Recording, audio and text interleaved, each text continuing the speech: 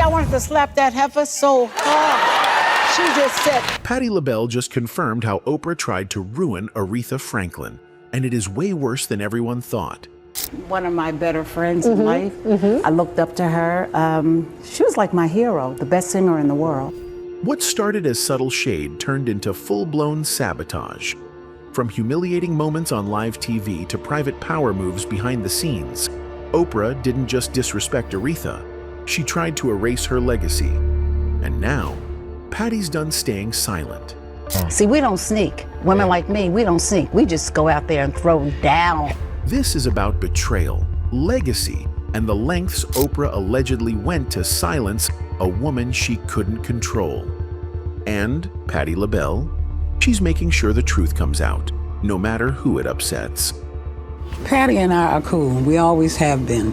I've known Patti for years, many years. We go all the way back to the Uptown Theater in 1962. When Oprah Winfrey and Aretha Franklin sat down for what was billed as a legendary conversation, audiences expected mutual respect between two icons. But what unfolded on screen left many viewers uncomfortable and questioning Oprah's true intentions. From the very beginning, Oprah's questions carried a tone that felt more pointed than curious. Her now infamous line, "A man that could handle you," didn't just raise eyebrows, it suggested control, difficulty, and a subtle undermining of Aretha's power as a woman. Though Aretha responded with her signature composure, a quiet tension was unmistakable. Later in the conversation, Oprah circled back with another eyebrow-raising comment. This time, she referenced Aretha's past relationship with Temptations frontman Dennis Edwards, remarking on whether any man could truly stand Aretha. While Oprah's tone seemed playful, fans couldn't help but notice the underlying condescension. Was it an innocent joke or something deeper? Aretha, ever the classy woman, managed to redirect the conversation gracefully. But the damage was done. Oprah's words didn't sit well with viewers or Aretha's supporters. In any case, Franklin and Edwards dated in the early 1970s, and Franklin was apparently so smitten by Edwards that she wrote a song about him. On Daydreaming, released in 1972, Franklin lauded a lover who's the kind of guy that you give your everything. Anyway, throughout the conversation, there was a palpable sense of unease, as Oprah's questions veered into territory that felt more like tabloid fodder than genuine inquiry. Even when discussing Aretha's iconic song, "You Make Me Feel Like a Natural Woman," Oprah's line of questioning seemed to lack depth, as if she were fishing for a scandal rather than seeking to understand the inspiration behind the music. Despite the tension, Aretha Franklin remained a picture of poise and dignity, refusing to be drawn into Oprah's game. With each probing question, she offered measured responses, never allowing herself to be rattled by Oprah's attempts to stir the pot. In any case, this wasn't the first time the media poked and prodded into Aretha's life, stirring up rumors and speculation. In fact, one of Aretha's biggest beefs started because of all the gossip and attention from tabloids and the press. For context, there were speculations that Aretha and Patti LaBelle didn't get along. That is the craziest thing I've ever heard of. Please. What's going on with that? Nothing at all. We decided it just wasn't even it wasn't worth the time. So no bad blood between you and Oh, please, are you kidding? The supposed discord reached a fever pitch in 2014 at the Women of Soul concert at the White House. During this iconic event, a moment occurred that sent the internet into a frenzy. Aretha Franklin appeared to brush past Patti LaBelle, pointedly ignoring her outstretched hand. The clip of the incident went viral, with viewers interpreting the snub as evidence of bad blood. LaBelle, ever the consummate professional, addressed the incident during an interview with Andy Cohen on Watch What Happens Live. She denied that the woman Franklin snubbed was her, despite the viral footage. "I don't know who the lady was," LaBelle said with a lighthearted chuckle. "I just know she had on a green coat."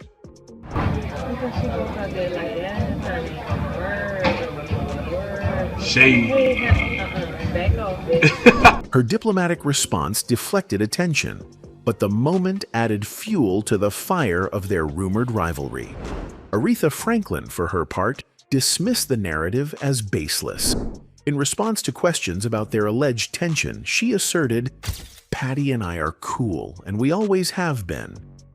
Despite these reassurances, the public's fascination with the supposed feud only grew. Adding a layer of intrigue, the rivalry seemed to extend beyond music when LaBelle's sweet potato pies became a viral sensation in 2015. Sold exclusively at Walmart, the pies were a runaway success, with fans praising their flavor and cultural significance. The following year, Franklin announced her own foray into the food business, quipping, "Miss Patti's gonna have to move that pie to the side." Although Franklin's comment was likely made in jest, many interpreted it as a competitive jab.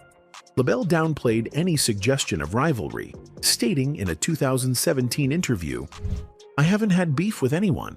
She added, "I'm not going to be pitted against any lady in this industry." The rumors of discord reached absurd heights in 2014 when a satirical website, News Nerd, published a fake story claiming Franklin and LaBelle had gotten into a physical altercation.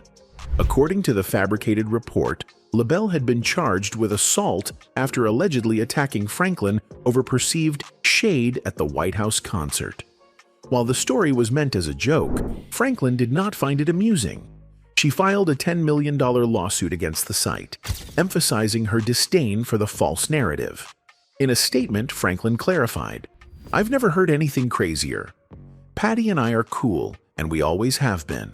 I enjoyed her at the White House. Classic Patti." Patti and I are cool. We always have been. I've known Patti for years, many years. We go all the way back to the Uptown Theater in 1962. Despite the rumors, both women consistently emphasized their mutual respect and admiration. When Aretha Franklin passed away in 2018, Patti LaBelle shared a heartfelt tribute, calling Franklin a rare treasure and "my sister" in song. Her statement underscored the depth of their connection and dispelled lingering doubts about their relationship. She was going through her illness at that time, which she's been sick, I think, for a while, and nobody really knew. So she was snapping at people, but not particularly me. LaBelle's words reflected the truth. Both women, while undoubtedly strong-willed and fiercely talented, shared a bond forged through their shared experiences as trailblazers in the music industry. Their supposed rivalry was less about animosity and more about the natural dynamics of two titans navigating the same space. The media's fascination with pitting powerful women against each other is nothing new. Franklin and LaBelle, like other iconic women in entertainment, were often scrutinized for their interactions. Their occasional shade, whether intentional or not, became fodder for gossip, overshadowing their monumental achievements. Aretha Franklin, known for her sharp wit, was no stranger to delivering memorable one-liners. Her candid remarks about other artists often made headlines, reinforcing her reputation as a formidable personality. Patti LaBelle, equally charismatic, was celebrated for her authenticity and no-nonsense approach. These qualities, while endearing to fans, likely fueled the perception of rivalry. Aretha Franklin and Patti LaBelle's contributions to music are immeasurable. Franklin, the Queen of Soul, gave the world timeless classics like Respect and You Make Me Feel Like a Natural Woman. Her voice, a powerful blend of gospel, soul, and R&B, became a beacon of hope and empowerment. LaBelle, often referred to as the godmother of soul, captivated audiences with hits like Lady Marmalade and If You Asked Me To. Her vocal range, theatrical performances, and ability to connect with audiences made her a force to be reckoned with. Both women broke barriers, navigating an industry that often underestimated and undervalued Black female artists. They paved the way for future generations, proving that talent, determination, and authenticity could overcome any obstacle. As for Aretha Louise Franklin, affectionately called the Queen of Soul, she was not just a singer, she was a phenomenon. Her voice wasn't merely something to listen to, it was an experience, a gift that resonated with millions worldwide. These are ever-changing times. Aretha Louise Franklin, born on March 25, 1942, came into the world surrounded by music and faith. She was the daughter of Barbara Siggers Franklin, a talented piano player and vocalist, and Clarence LaVaughn C.L. Franks. Franklin, a charismatic Baptist minister and circuit preacher. Aretha's early life was a mix of spiritual influence and personal struggles, all of which shaped the legendary artist she would become. Her birthplace was the family home in Memphis, Tennessee, but life for the Franklins was far from static. Both Barbara and CL came into their marriage with children from previous relationships, and together they had 4 more children, including Aretha. When Aretha was just 2 years old, the family packed up and moved to Buffalo, New York. However, the Franklins wouldn't stay there long, and by the time Aretha turned 5, her father had accepted a pastoral position at New Bethel Baptist Church in Detroit, Michigan, setting the stage for the family's long-lasting connection to the Motor City. I was a member of the young adult choir, and I played the piano and soloed in the church.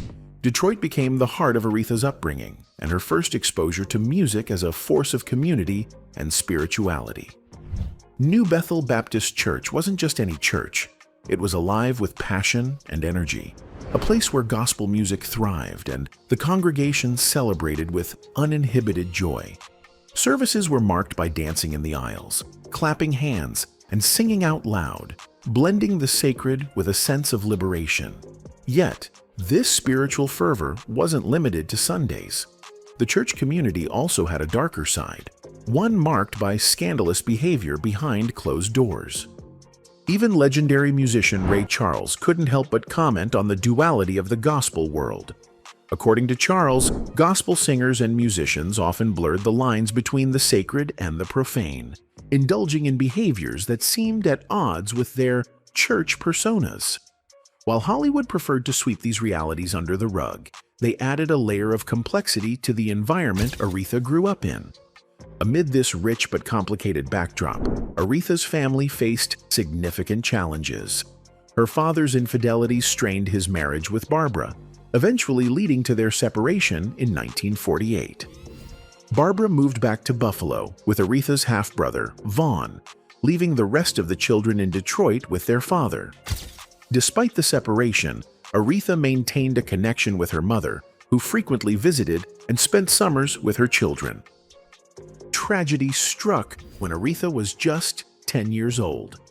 On March 7, 1952, her mother passed away from a heart attack, a devastating loss that left a deep imprint on the young girl. Aretha's childhood, already marked by instability, became even more tumultuous. By the age of 12, Aretha experienced the harsh realities of life in a way that no child should. She became pregnant and gave birth to her first son, Clarence Franklin, named after her father, just before her 13th birthday. 2 years later, at 14, she gave birth to her second son, Edward Franklin. Aretha never publicly revealed the identities of her children's fathers, though a biography published in 2014 suggested her first son's father was a school acquaintance named Donald Burke. However, handwritten wills discovered after Aretha's death in 2018 indicated that Edward Jordan Sr., the father of her second son, may have also been Clarence's father. The wills revealed a strained relationship with Jordan Sr., noting that he should never receive or handle any money or property belonging to Clarence due to his lack of involvement in the boy's life. The complexities of Aretha's early motherhood added to the challenges she faced as a young woman navigating fame, faith, and family responsibilities. Despite her hardships, Aretha's talent couldn't be ignored. You know, you amaze me. The first time I ever knew that you ever made a record, you were just a little bitty baby. How old were you? First time, 14. 14 years of age? Yes. Did you sing in your dad's church? No, we were in Oakland at the Oakland Coliseum. At 18, she married Ted White, a man who would play a significant role in her early career, but also brought turmoil into her personal life. The marriage was met with disapproval from her family, particularly her father, who had serious concerns about White's character. Unfortunately, those concerns were well-founded. The relationship was marked by reports of physical abuse, both public and private. Aretha's brother Cecil later took over as her manager after she separated from White in 1969. Aretha's sister-in-law, Aretha Franklin, described Ted White as a brutal man and noted that Aretha often tried to maintain a facade of a perfect marriage, even as she endured significant suffering. The divorce was a turning point, allowing Aretha to reclaim some control over her life and career.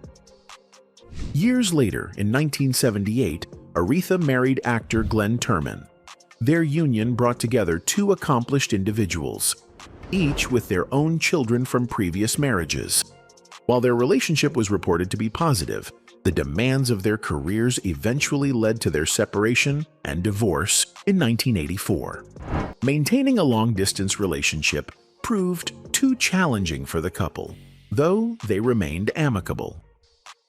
After her divorce from Turman, Aretha found companionship with William "Willie" Wilkerson, a longtime friend. Their bond led to an engagement announcement in 2012, though they never married.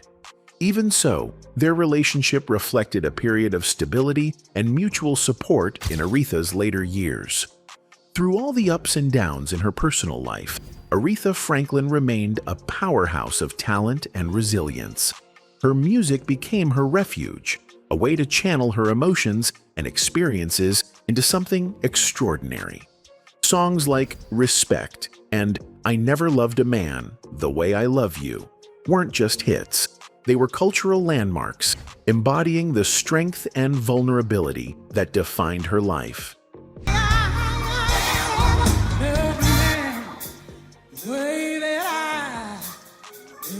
Despite the chaos behind the scenes, Aretha built a legacy that transcended her personal struggles. She recorded 38 studio albums, sold over 75 million records, and earned 18 Grammy Awards. Her impact on music, culture, and the fight for equality was profound, and her voice became a symbol of empowerment and hope. Aretha Franklin's story is one of triumph over adversity. She faced unimaginable challenges, from the loss of her mother to the pressures of early motherhood and abusive relationships. Yet, she never allowed these struggles to define her. Instead, she used them as fuel for her artistry, creating a body of work that continues to inspire generations. Her life was far from perfect, but it was undeniably extraordinary. Aretha Franklin didn't just sing about respect, she demanded it, lived it, and left behind a legacy that will be remembered for centuries to come. Perhaps having the greatest impact on popular music today is the soul sound of Aretha Franklin. Behind the fame and awards was a woman who faced a lot of challenges and struggles that many people never saw. While the world saw a diva at the top of her game, Aretha was quietly dealing with insecurities and obstacles that shaped her life and career. One of the biggest battles she faced was with her own self-confidence. Even though she had this unmatched talent and endless accolades, Aretha often doubted herself. She didn't always feel like she was good enough as a singer, and that self-doubt followed her everywhere. She also struggled with her appearance, feeling like she didn't measure up to society's beauty standards. On top of that, as a mom, she carried a lot of guilt, constantly wondering if she was giving her kids the attention and love they deserved.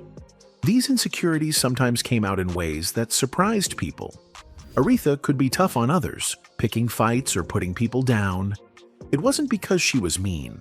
She was just trying to protect herself and hide her vulnerability. Hollywood loved showing her as this perfect, untouchable diva, but the truth is, she was human, just like the rest of us. with her own set of fears and flaws. And let's be honest, the music industry didn't make things easier for her. Aretha had a hard time getting close to other female artists because she often saw them as competition. Whether it was Diana Ross, Barbra Streisand, or Whitney Houston, Aretha couldn't help but feel a little jealous. It's not something you'd see in the headlines because Hollywood preferred to paint a picture of harmony among the greats, but Aretha's reality was a lot more complicated. Even as she got older, Aretha wasn't about to share her title as the Queen of Soul with anyone. She was fiercely protective of her place at the top, and that led to clashes with other artists, like Luther Vandross. She even insisted that people call her Miss Franklin, which became a bit of a power move. While Hollywood made her look like a gracious and elegant icon, behind the scenes, she was fighting to keep her crown. Her career, as legendary as it was, had its ups and downs too. Aretha was known for canceling shows, showing up late, and sometimes skipping out on bills. She was a musical genius, no doubt, but when it came to business, she struggled. These kinds of things didn't make it into the glowing tributes because people preferred to focus on her incredible voice and massive hits. One thing that was out in the open, though, was her love of food.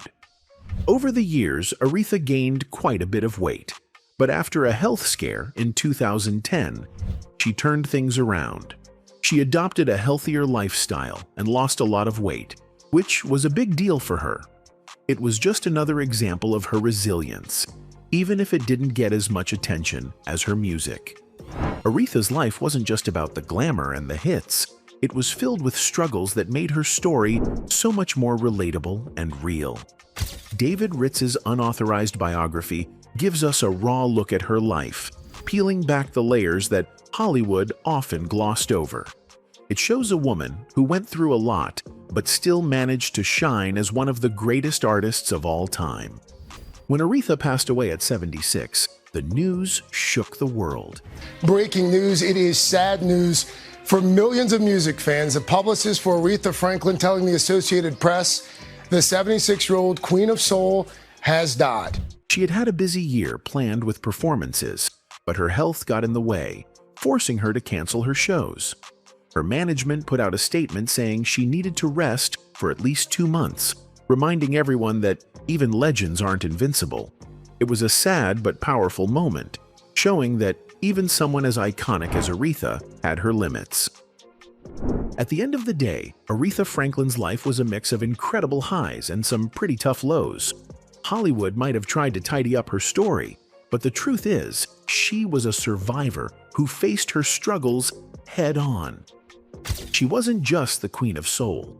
She was a real person who dealt with real problems and still managed to inspire the world. Even with the critics, the challenges, and all the drama, including rumors about her feuding with Oprah, Aretha stayed true to herself. Her legacy as a trailblazer, a powerhouse, and an icon will always stand the test of time.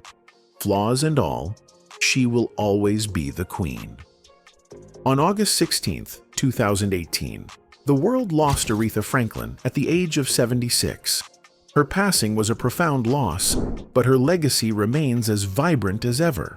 The Queen of Soul left behind a treasure trove of music that continues to uplift, inspire, and unite people across the globe. Her songs are timeless, her voice unforgettable.